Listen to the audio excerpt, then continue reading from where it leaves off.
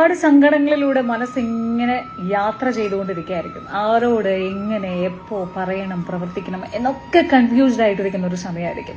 പക്ഷെ ഓർക്കുക, ഇതല്ല നിങ്ങളുടെ ഫൈനൽ ഡെസ്റ്റിനേഷൻ. കാലം മറയ്ക്കാത്ത ഒരു നോവുകളുമില്ല.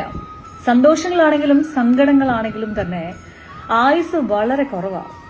ഒരു സങ്കടത്തിൽ നിങ്ങൾ പെട്ടിരിക്കുകയാണ്, അല്ലെങ്കിൽ ഏതൊരു വേർപാടും നിങ്ങളെ ഒരുപാട് അങ്ങ് തളർത്തിയിരിക്കുകയാണെങ്കിലും സമയം എന്ന് പറയുന്നത് അതിൽ നിന്ന് നിങ്ങളെ പൂർവാധികം ശക്തമായി മുന്നോട്ട് കൊണ്ടുവരും.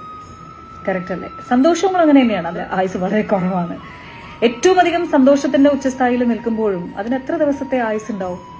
അപ്പോൾ ഇതിന്റെ ഒക്കെയും അല്ലെങ്കിൽ ഈ സീക്വൽ ടു എന്ന് പറയുന്നത് ടൈം ആണ്, സമയമാണ്.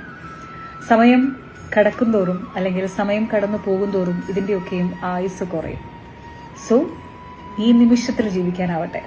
സ്റ്റേ ഹാപ്പി ആൻഡ് സ്റ്റേ ഖുഷ്. Always keep smiling.